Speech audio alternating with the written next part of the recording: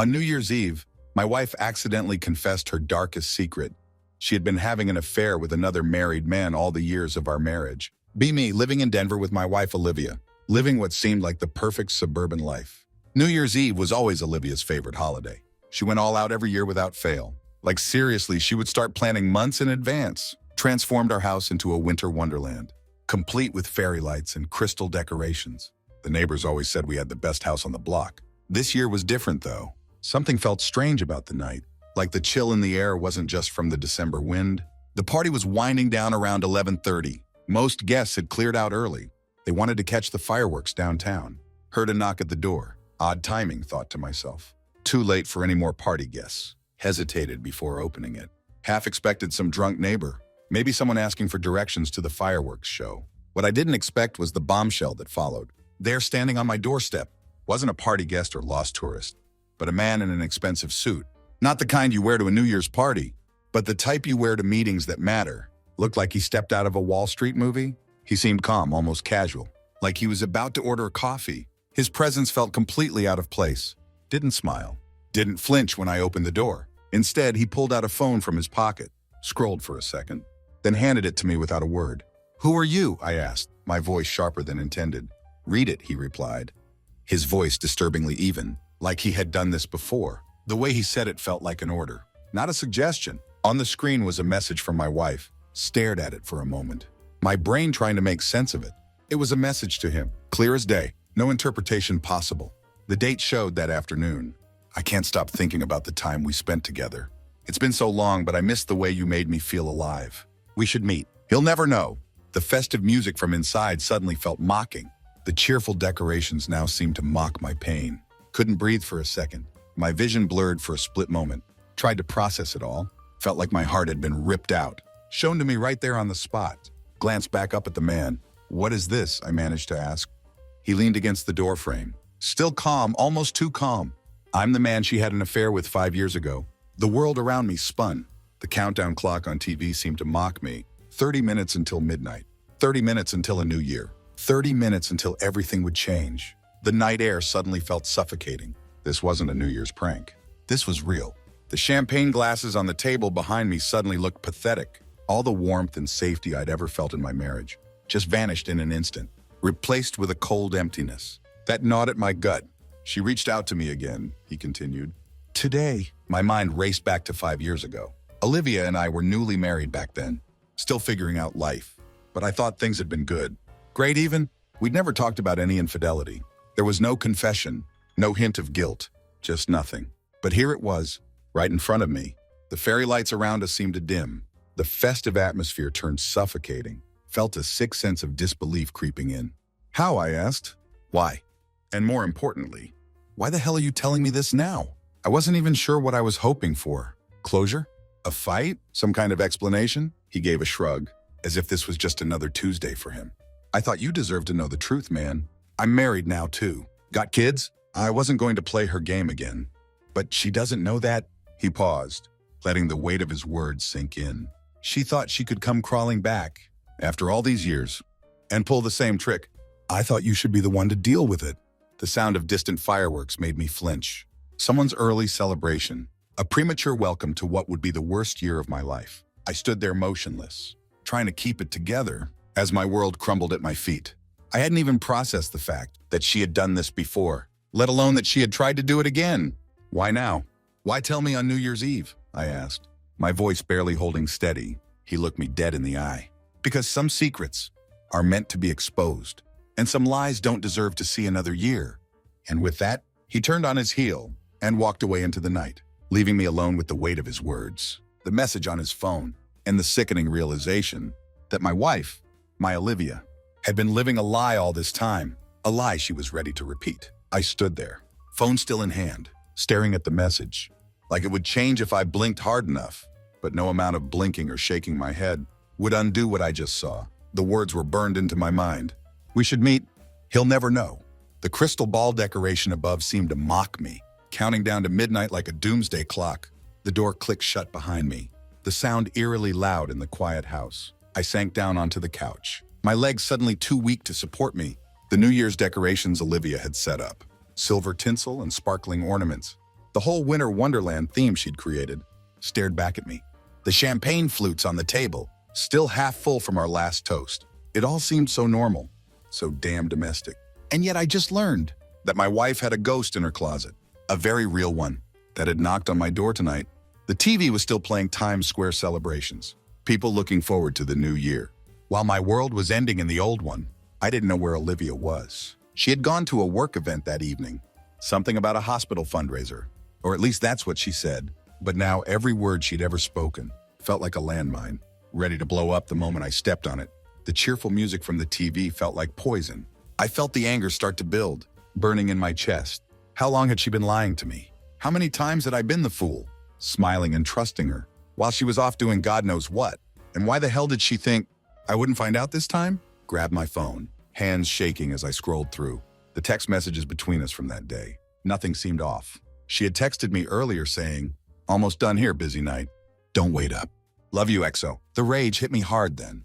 That fake affection, those useless little kisses at the end of her text.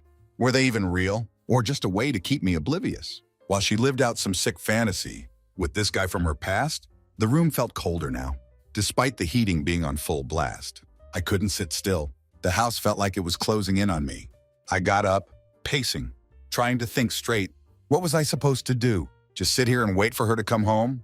With that same smile she always wore, like nothing was wrong? While everyone outside celebrated, I was discovering my life was a lie. No, not this time. I needed answers, and I needed them now. My blood was pumping, adrenaline mixing with my confusion and fury, and I knew there was no way I could wait for her to stroll in and lie to my face. If she thought she could get away with this again, she was dead wrong. I went upstairs into the bedroom we shared. Everything looked so normal. Her clothes folded on the chair, our wedding photo on the nightstand, a picture of our last ski trip in Aspen, and the bed we'd spent years sharing. I felt sick just looking at it. I knew what I had to do. Opened her closet, rifling through her things, felt like an invasion of privacy. But how could I feel guilty about that? After what she did, my hands shook as I went through her bags, her drawers, anything that might give me more clues, more proof of this second betrayal. The distant sound of fireworks continued outside, like a soundtrack to my destruction. There had to be something. You don't just message an old lover out of nowhere without leaving some kind of trail. And then I found it, tucked away in the back of the closet. Under a pile of old winter scarves was an old shoebox. I hadn't seen it in years, not since we moved to Denver, 2 years ago from Boston. I knew exactly what it was the second I touched it. The memories box. She used to keep it full of old photos, letters and keepsakes from when we first got together. But when I opened it this time, my breath caught.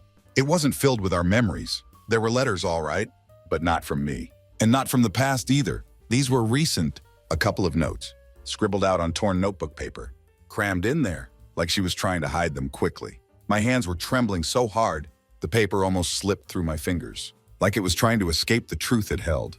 I unfolded one, my hands trembling so hard, I nearly tore it in half. "I can't wait to see you again. I'll never forget the way you made me feel.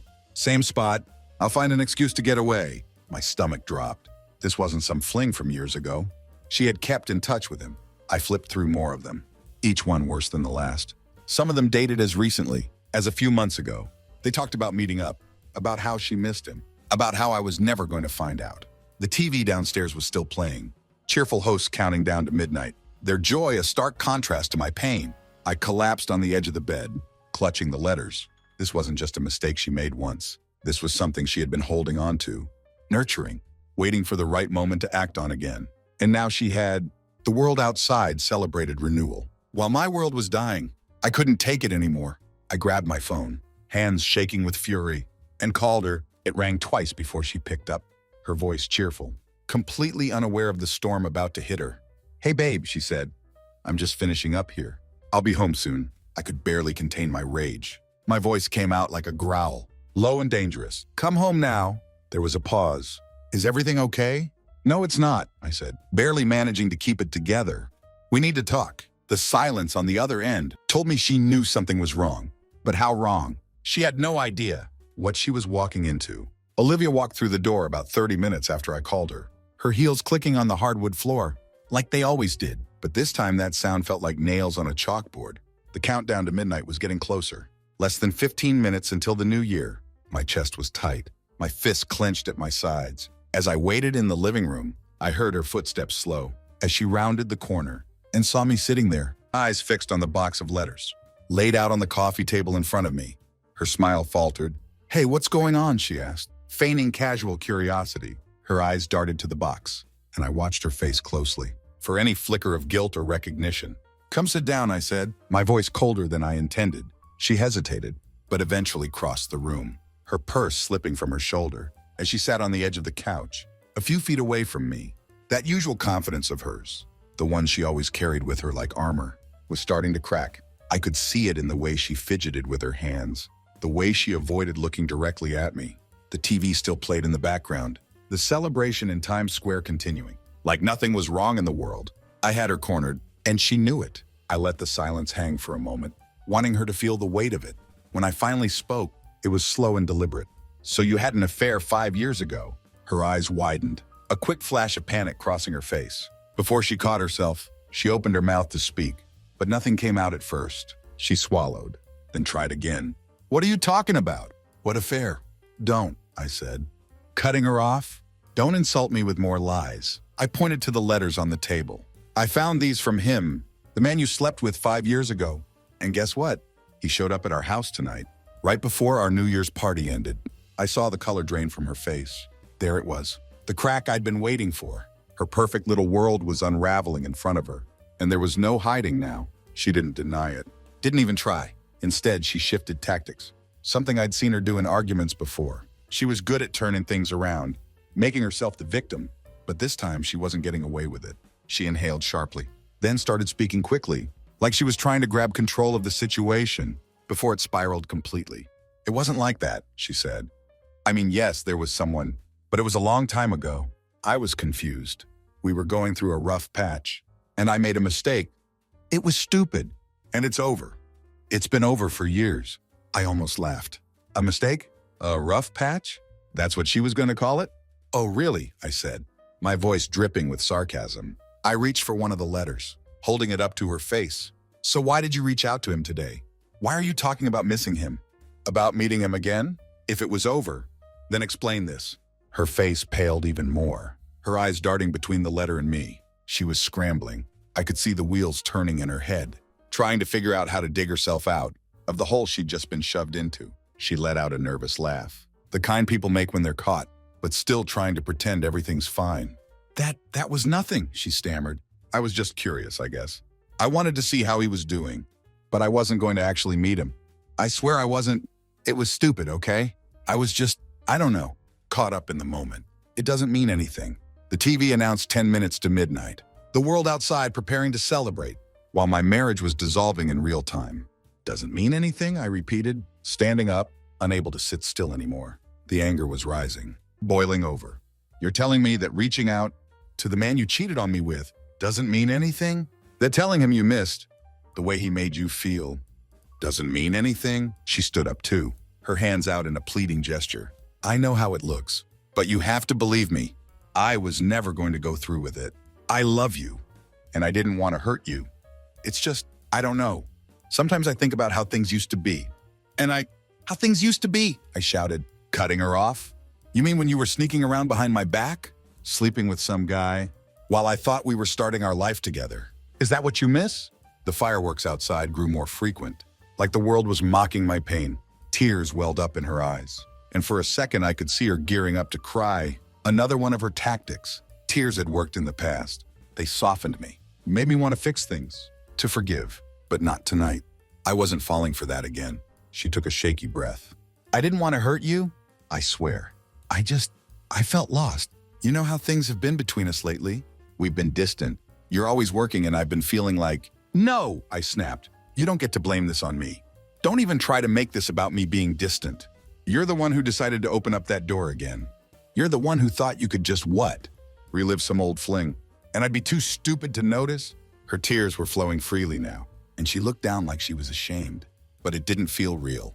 Nothing about this felt real anymore. It was all an act. And I wasn't sure if I had ever seen the real Olivia at all. "I made a mistake," she said again. Softer this time, almost pleading. "Please, you have to believe me. I love you. I love our family. I don't know." I got carried away.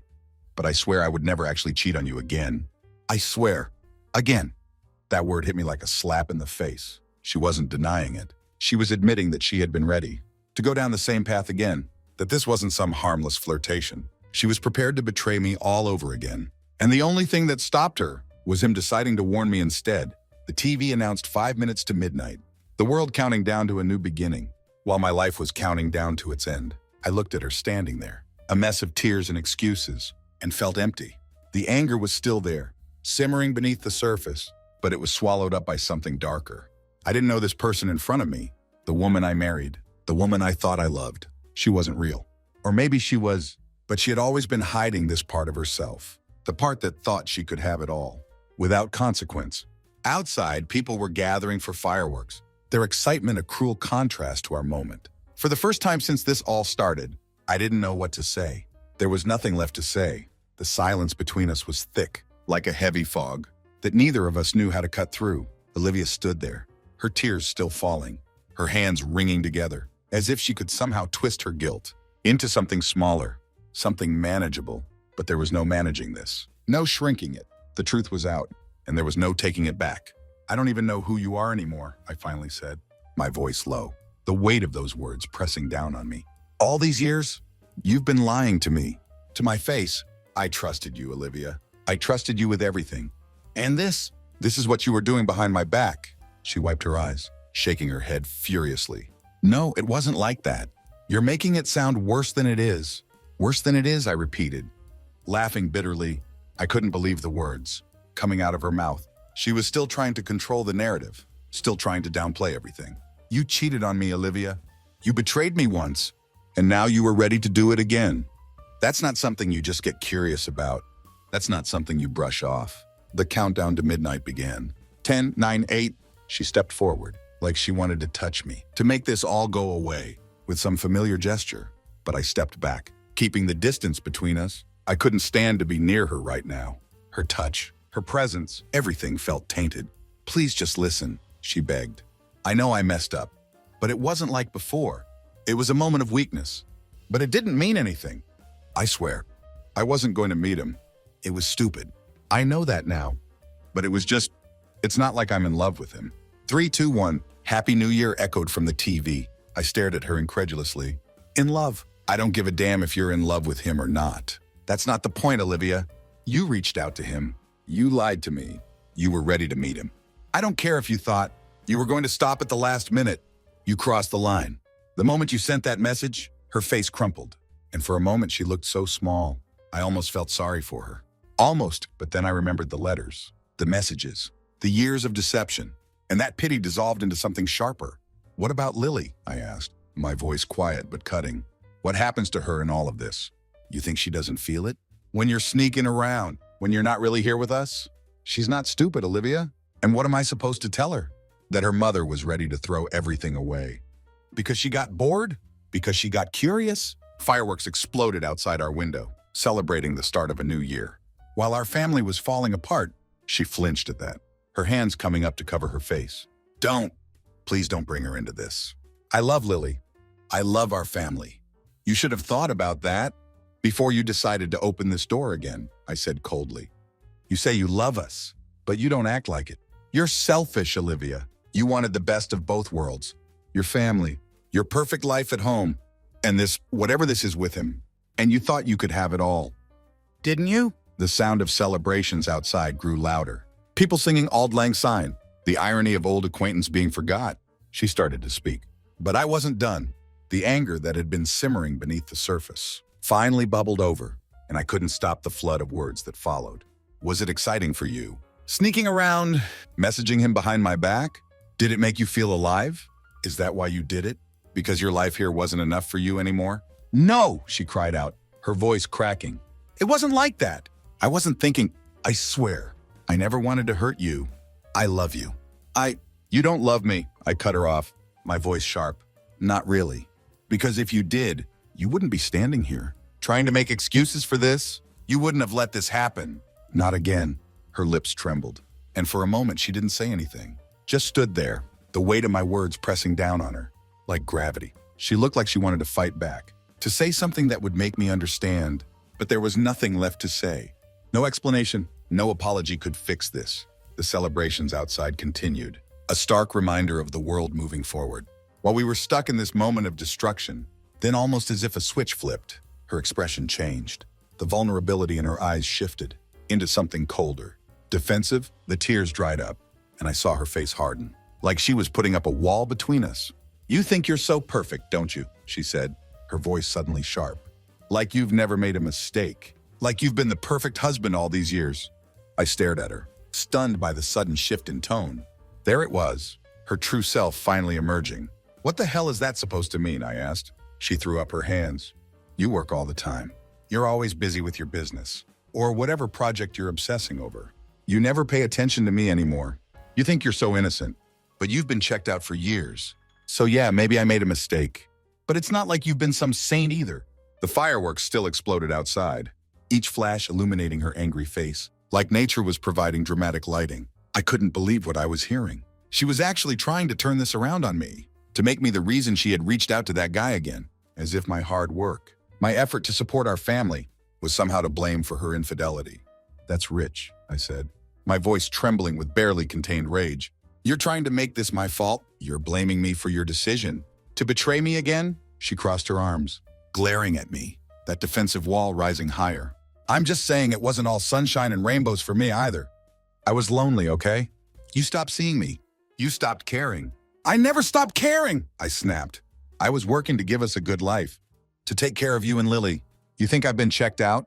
Maybe I wouldn't have been if you'd bothered to tell me how you were feeling, instead of going behind my back like a coward." People outside were still celebrating, their joyful shouts a mocking backdrop. To our bitter destruction, she didn't say anything for a moment, just stood there with her arms crossed, her lips pressed into a thin line. I could see the wheels turning in her head, but she wasn't apologizing. She wasn't even trying to understand the magnitude of what she had done. The silence between us stretched out, heavy and suffocating. The TV still playing in the background, showing crowds of happy people, welcoming the new year with hope. Finally, she let out a long breath, her shoulders slumping. "So what now?" she asked, her voice flat, almost resigned. I looked at her, really looked at her, and realized that the woman standing in front of me wasn't the woman I thought I had married. She was someone else. Someone who could lie, manipulate, and throw everything we had built away without a second thought. "I don't know," I said honestly, "but I know this. I can't look at you the same way anymore. Not after this." Her eyes flickered with something, but she didn't speak. There was nothing left to say. We were both standing in the wreckage of what we once had, and there was no going back. The first hour of the new year ticking by, each minute widening the gap between us. After that final exchange, the house felt unbearably heavy, suffocating. Olivia and I stood there in silence, just staring at each other. There was no fight left in me. The woman I thought I knew was gone, replaced by someone I didn't recognize. Someone who could justify tearing us apart with casual lies and turn the blame back on me like it was my fault. She was a snake. She broke the silence first. "I can't believe you're being like this," she said, her voice filled with cold contempt now, all traces of the crying apologetic wife from earlier gone. She was done pretending. "Acting like this is the end of the world. It's not like I slept with him, okay? Jesus, it was just a few texts. You're blowing this out of proportion." The sound of distant parties, still echoing through the neighborhood, making this moment even more surreal. I blinked at her, stunned. "Are you serious right now?" She shrugged. Her arms crossed again, eyes rolling as if I was the unreasonable one. "People flirt? It happens. I didn't actually do anything. You're just pissed because you're insecure." Insecure? That word hit me like a punch to the gut.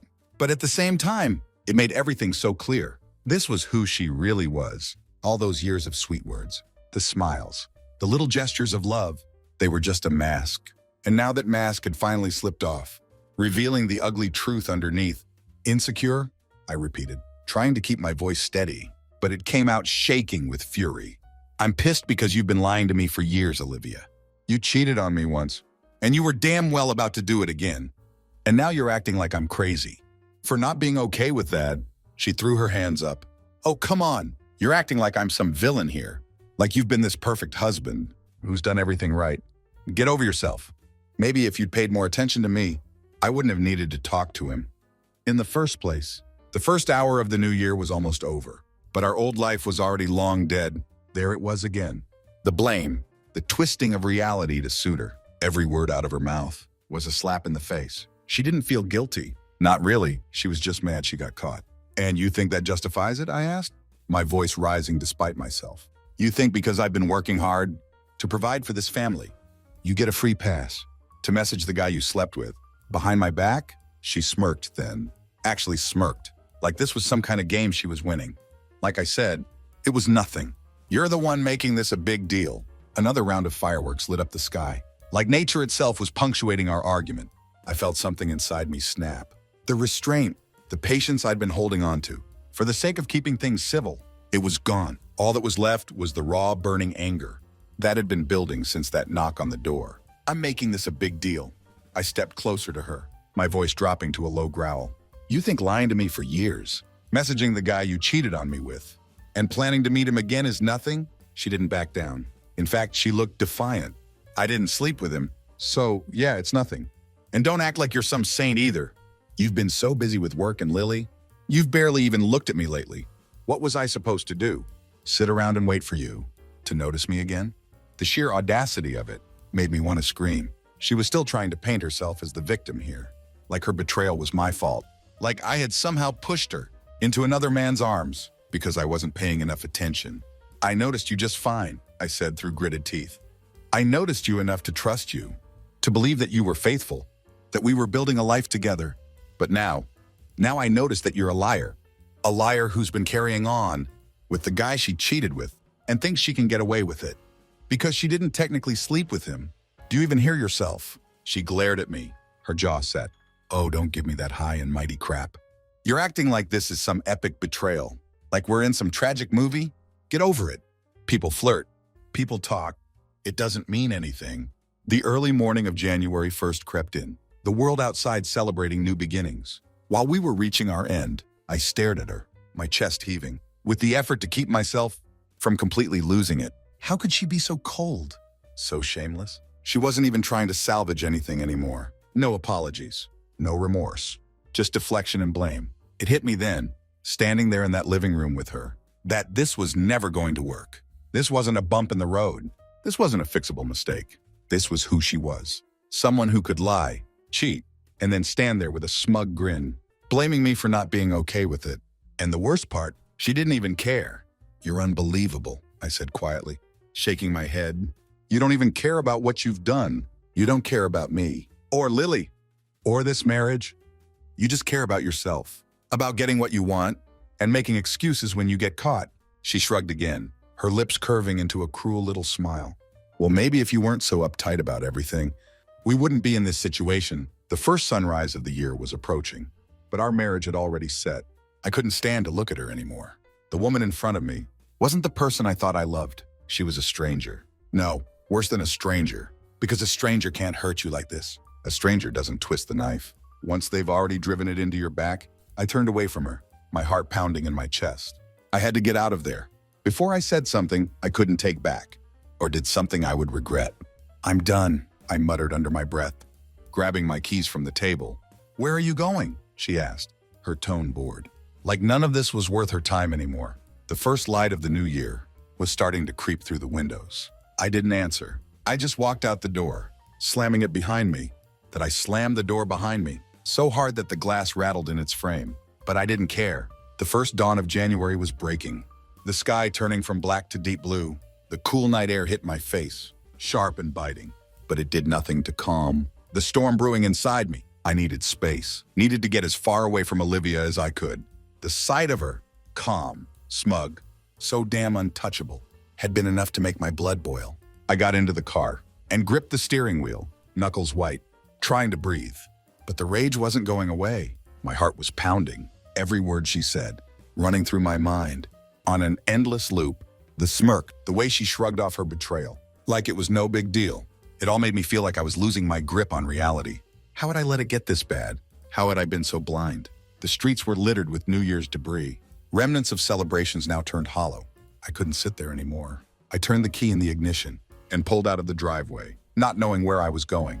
I just drove, the quiet hum of the engine, the only thing keeping me from exploding, past the downtown area, where late-night revelers were still stumbling home. My mind raced, replaying everything she had said, No, everything she hadn't said. No apology, no remorse, just nothing. Flirting. Texts. Is that really all she thought this was? She didn't even try to deny it. She admitted that she had reached out to him. She admitted that she missed him.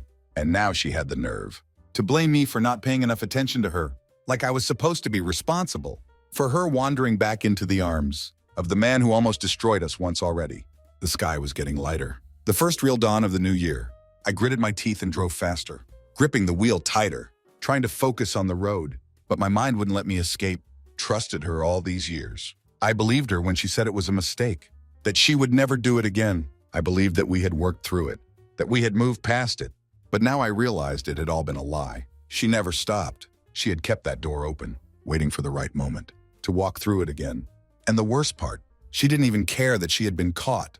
I kept driving, past the familiar streets of our neighborhood, past the places I used to feel at home, past houses still lit with holiday lights. Their warmth now seemed to mock me. It all felt foreign now. Nothing felt real anymore.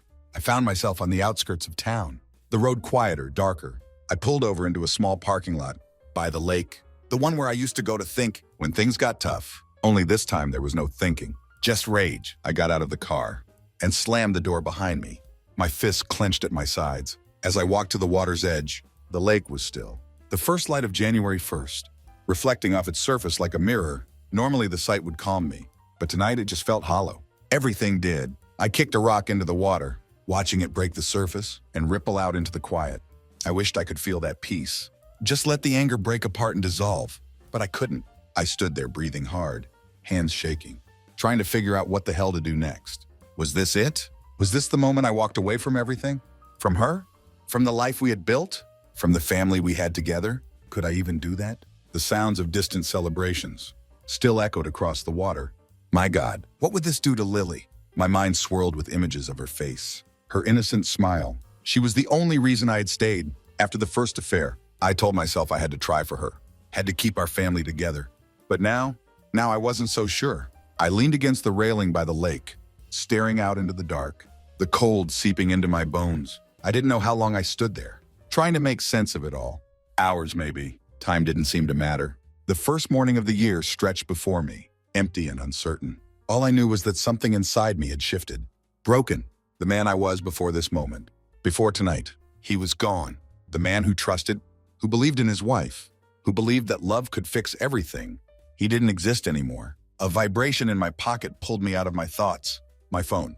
I pulled it out, half expecting some half-ass apology from Olivia, but it wasn't her. It was a message from an unknown number. You deserved better.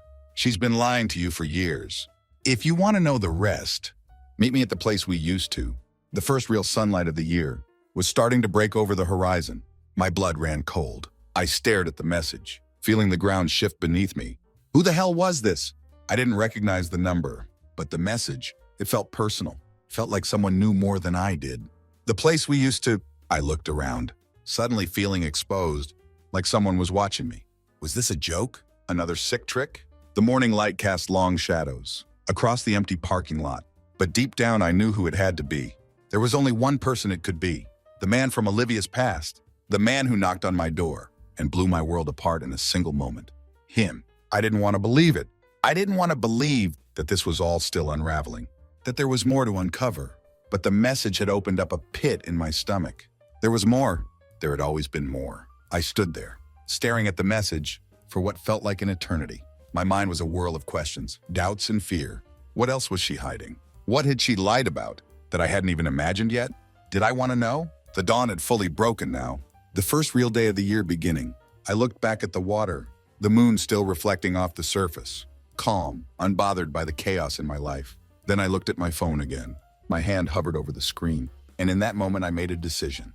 The choice that would define this new year. I texted back. Where? I stared at the phone screen, watching the three little dots appear. As the person on the other end typed their reply, my heart pounded in my chest like a drum, each beat louder than the last. What the hell was I doing? Every instinct told me to stop, to leave this alone, but I couldn't. Not after everything. I needed to know the truth, even if it destroyed me. Maybe I already knew it deep down, but now I needed to hear it. From someone who wasn't Olivia. Someone who wouldn't lie to my face and shrug off the wreckage of my life like it didn't matter. The message came through. Midnight, the park by the old church. the one place in Denver still quiet. On this New Year's morning, the park. I hadn't been there in years. It used to be a spot Olivia and I would go to. Before we got married, back when everything still felt perfect, back when I was blind to who she really was. I almost laughed at the irony. The sun was fully up now, casting harsh light on my broken world. I hesitated, staring at the text, the cold morning air biting at my skin. Was this really happening? Was I really about to meet this guy? The one who had already taken so much from me, and now had more secrets to share. Felt like a trap, like something straight out of a nightmare. But I was too far gone now. I needed to know. I got back in the car and drove. The streets quiet. Most of the city still sleeping off. Their New Year's celebrations, while my own life was unraveling. Piece by piece, the drive was short, but it felt like an eternity. Every minute was thick with anticipation, fear, and the gnawing dread that whatever I was about to learn would be worse than what I already knew. The park came into view, a small quiet place, tucked behind the old church. The morning frost still coating, the empty playground equipment. The swings creaked gently in the breeze, and the playground sat empty. Under the dim glow of the morning light, it was deserted. It felt like the perfect setting for the nightmare I was living in. I parked and turned off the engine, my hands gripping the wheel, for a moment longer than necessary. I wasn't ready, but who the hell ever is? In situations like this, I stepped out of the car, the cold biting at my face, my breath visible in the air. I scanned the park, looking for him, for the man who had dropped this bomb into my life and walked away like it was nothing. And then I saw him, standing by the swings, his silhouette dark against the soft glow of the morning sun, a solitary figure in the first light of the new year. He didn't move as I approached. He just stood there, waiting, as if he knew I would come. Of course he knew. When I got close enough, I could finally make out his face. In the pale light, he was calm, almost eerily so, like this was just another morning for him. He wasn't the monster I had imagined in my head. He didn't look particularly dangerous or malicious, just ordinary, and somehow that made it worse. "You came," he said, his voice even. No surprise, no anger, just a fact. I nodded, unsure of what to say. The tension between us was thick, hanging in the air like a noose. I could feel my hands shaking, but I shoved them into my pockets to hide it. "You texted me," I said, trying to keep my voice steady. "So talk?" He glanced down at the ground for a moment, kicking at the dirt with his shoe, before looking back up at me. "I didn't come here to fight, all right? I came because, well, you deserve to know everything." Everything, the word echoed in my mind like a warning. I clenched my jaw, trying to keep the anger simmering beneath the surface from boiling over. "What else is there to know?" I asked, barely managing to keep my voice from breaking. "I already know she cheated on me. I know she reached out to you again. What more could there possibly be?" The morning light grew stronger, casting harsh shadows across his face. He sighed, his breath visible in the cold air. "It's not just that. Look, man, I didn't come here to ruin your life. I'm not the bad guy. But Olivia, she's been lying to you for a long time. Longer than you think." A cold chill ran down my spine, worse than the morning air. I stepped closer, narrowing my eyes at him.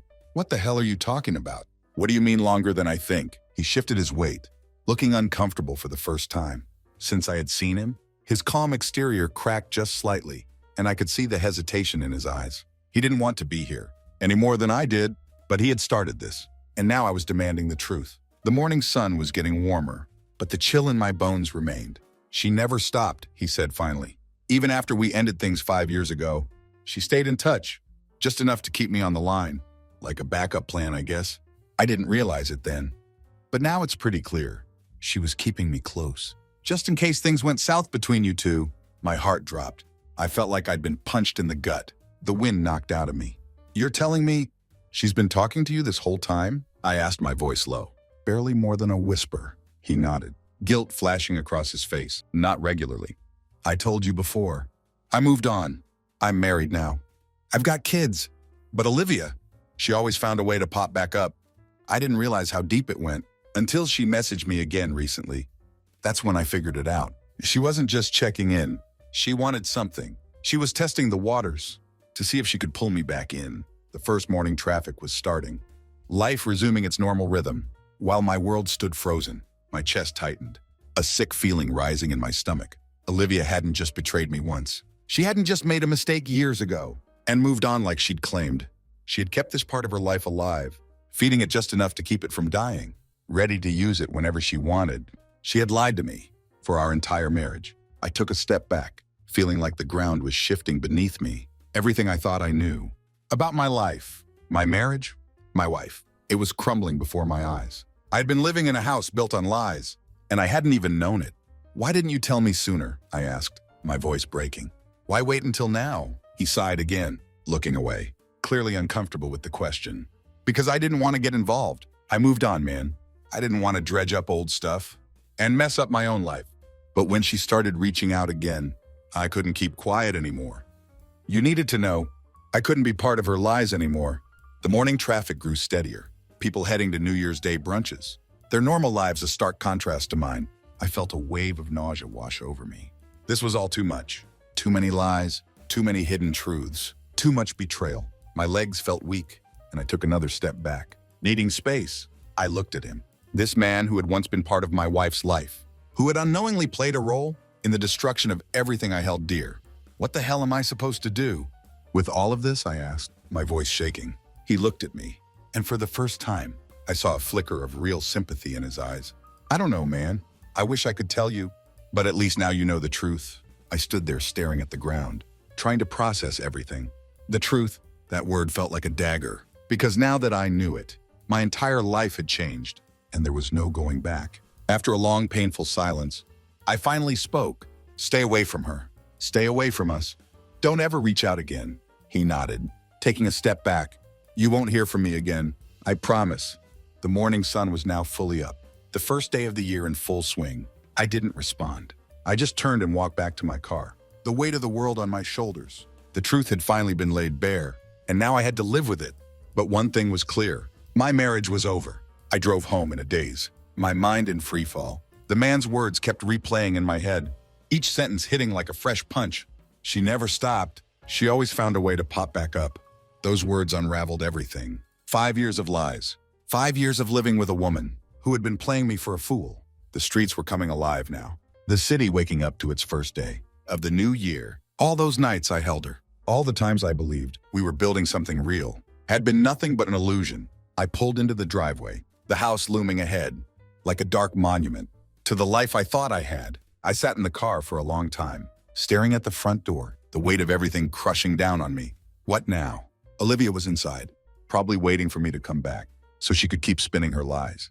Try to brush this all under the rug, but after tonight, there was no rug big enough to cover up what she had done. I couldn't move. My hands were gripping the steering wheel so tightly my knuckles had gone white. The anger was still there, pulsing through my veins, but beneath it was something worse. Grief. I was grieving the death of the life I thought we had, grieving the trust that was gone, ripped away by Olivia's selfishness. The morning sun hit our house, making the frost glitter like nothing was wrong. I thought about Lily, our sweet daughter, asleep upstairs, completely unaware of the destruction her mother had caused. She had no idea that everything was about to change. She was the only thing left in my life. That felt real. That felt pure. I couldn't let Olivia destroy that too. But how? How the hell was I supposed to keep it together for Lily? When everything was falling apart, the neighborhood was waking up, people emerging to face the new year, while my old life lay in ruins. Eventually, I forced myself out of the car. Each step toward the house felt heavy, like my body was dragging through thick mud. A few early morning joggers passed by, their New Year's resolutions already in action. The door opened too easily, like it hadn't locked right. Had Olivia even cared to close it properly? I stepped inside and was greeted by silence. The decorations from last night's party still hung eerily in place, crystal snowflakes catching the morning light. The house was still, the champagne glasses still on the table, now empty and accusatory. I stood there in the dark, staring at the staircase that led to our room. To her, my thoughts were a whirlwind.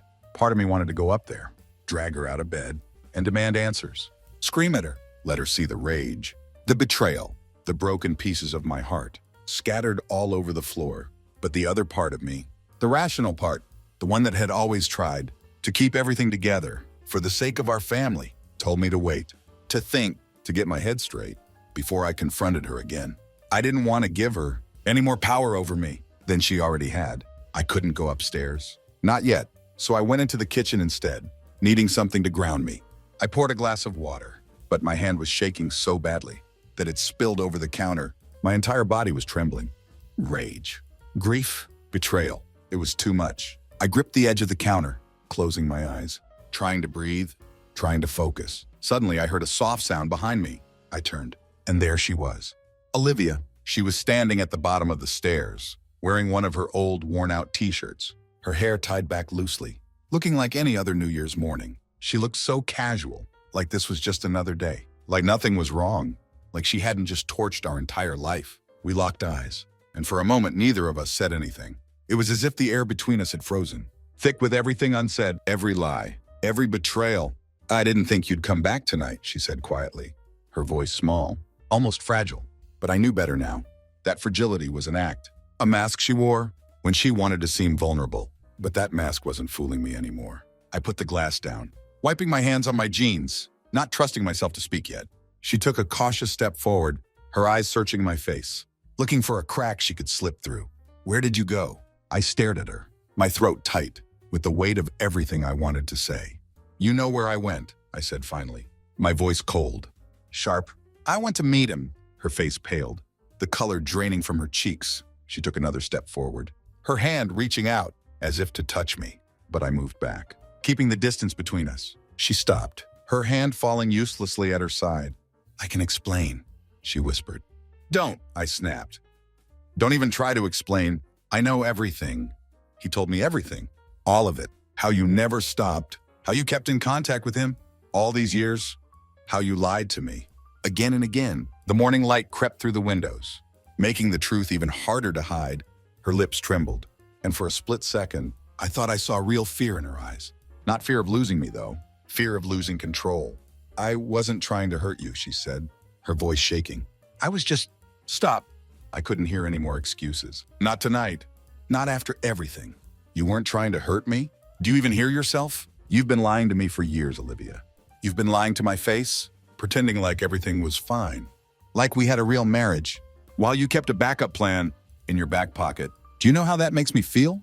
The morning light filled the kitchen now, making every detail painfully clear. Her tears started to fall again, but they didn't move me this time. I had seen this show before.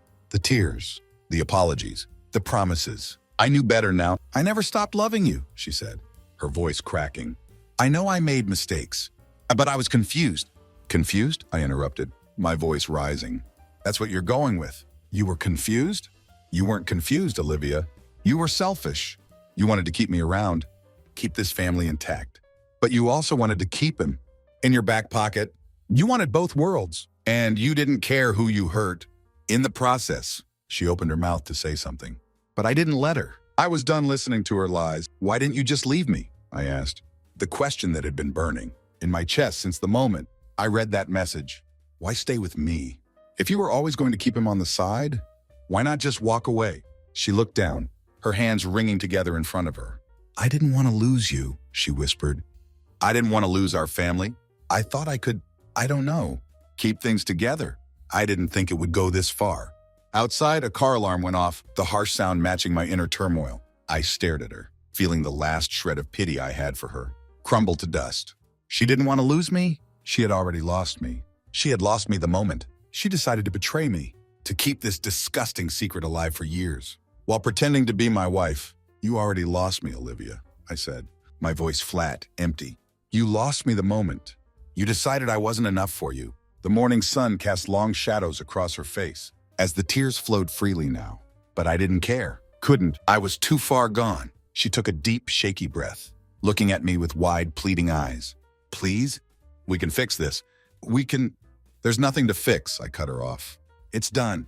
We're done." Her face crumpled, and for the first time, I saw genuine panic in her eyes. She finally realized what she had done, finally understood that I wasn't coming back from this. No. We can figure this out," she pleaded, her voice desperate. "For Lily, please. Don't do this. Don't walk away." I shook my head, stepping back, the distance between us growing. "You should have thought about Lily before you decided to ruin everything." The neighborhood was fully awake now, life going on outside our bubble of destruction. And with that, I turned and walked away, leaving Olivia standing there in the kitchen, her world crumbling, just as she had made mine, but for the first time all night. I felt calm. It was over. That I walked out of the kitchen, up the stairs, and into Lily's room, my footsteps soft on the creaky floor. Olivia's sobs echoed faintly behind me, but I didn't turn back. Couldn't. Not anymore. I closed the door behind me, leaving Olivia and her broken promises in the kitchen where they belonged. The first real sunlight of the year was streaming through Lily's window. Lily was fast asleep, her small figure curled up under her blanket, a peaceful smile on her face. I stood there for a moment, watching her breathe, the rise and fall of her tiny chest, completely untouched by the disaster unfolding just downstairs. She had no idea that everything was about to change. A knot formed in my throat. As I knelt beside her bed, I wanted to hold her, to protect her from the mess Olivia had made, to shield her from the fallout that was coming. But I couldn't. All I could do now was make sure that this mess didn't destroy her the way it was destroying me. "Daddy's here," I whispered, brushing a strand of hair from her face. She stirred slightly, but didn't wake. The sounds of morning life outside drifted through her window. I sat there for a while, the exhaustion of the night crashing over me like a wave, making it hard to think straight. What the hell do I do now? My entire life had been Olivia and Lily, and now half of that life was gone, shattered by betrayal. But the other half, Lily, was still here, still innocent, still mine to protect. I couldn't leave her. I wouldn't. Whatever happened between me and Olivia, I knew one thing for sure. Lily deserved better. She didn't deserve to be caught in the crossfire of Olivia's lies. I had to be the one to make sure she came out of this okay. No matter what, I stood up slowly, careful not to wake her, and left her room. The house was filling with morning light now, the first sunrise of the year, illuminating everything in harsh clarity. The house was quiet now. Olivia's sobs had stopped. I paused outside the door to our bedroom, but the weight of everything was too heavy. Couldn't go in? Not tonight. Maybe not ever again. So I turned, heading downstairs, where the air felt thick.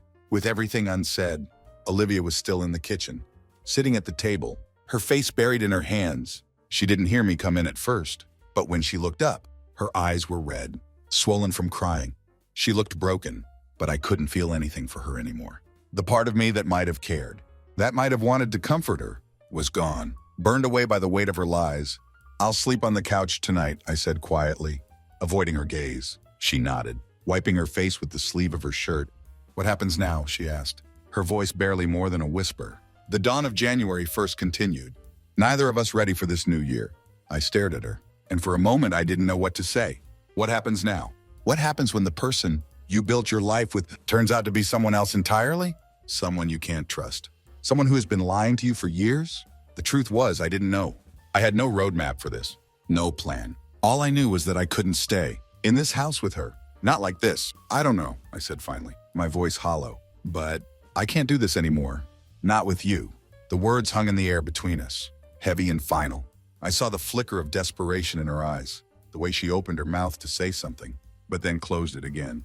She knew there was nothing left to say. "You're not thinking clearly," she said, after a long pause, her voice trembling. "You'll feel different tomorrow.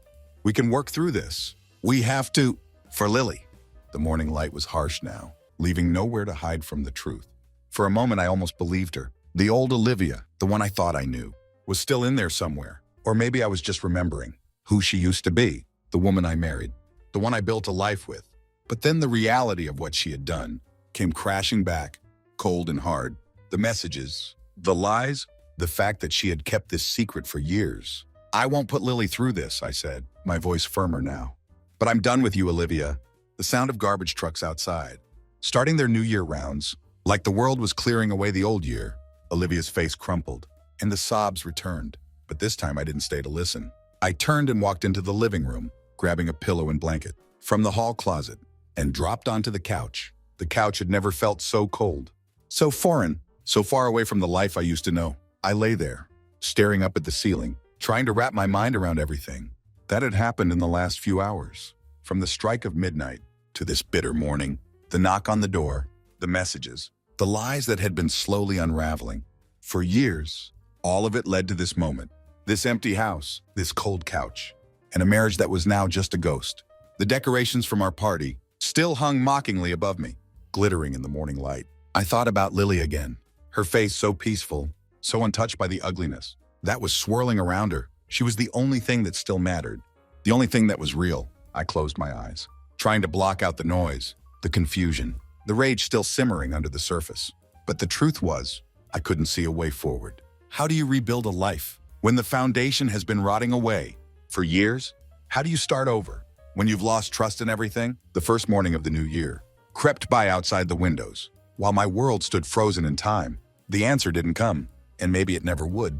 People were starting their new beginnings. While I was facing my ending, morning came slowly, the light creeping in through the blinds, casting long shadows across the room. I opened my eyes, the weight of the night still heavy on my chest. I sat up, running a hand through my hair, my mind foggy from the sleepless hours spent staring at the ceiling. Olivia was already up, sitting at the kitchen table, a cup of coffee in her hands. She didn't look at me when I walked in. The first morning light of the year cast harsh shadows across her face. The silence between us was suffocating. I grabbed my phone and keys from the counter, needing to get out of the house before everything came crashing down again. "I'm going to take Lily to my mom's," I said quietly, not making eye contact. Olivia finally looked up, her eyes wide, pleading. "Please, let's talk about this. Don't take her." I shook my head. "She doesn't need to see us like this. I need time to think." And so do you. The neighborhood was coming alive with the sounds of the new year. While our life was falling silent, Olivia didn't argue. She knew I wasn't coming back. Not to this, not to her. I walked upstairs, packed a small bag for Lily, and carefully lifted her out of bed. She stirred but didn't wake, her little arms wrapping around my neck. As I carried her down the stairs, the morning sun streamed through the windows, like nature itself was witnessing our departure. As I left the house, I didn't look back. Couldn't, because I knew that the life I had built with Olivia was over, and from this point forward I had to find a new way to live.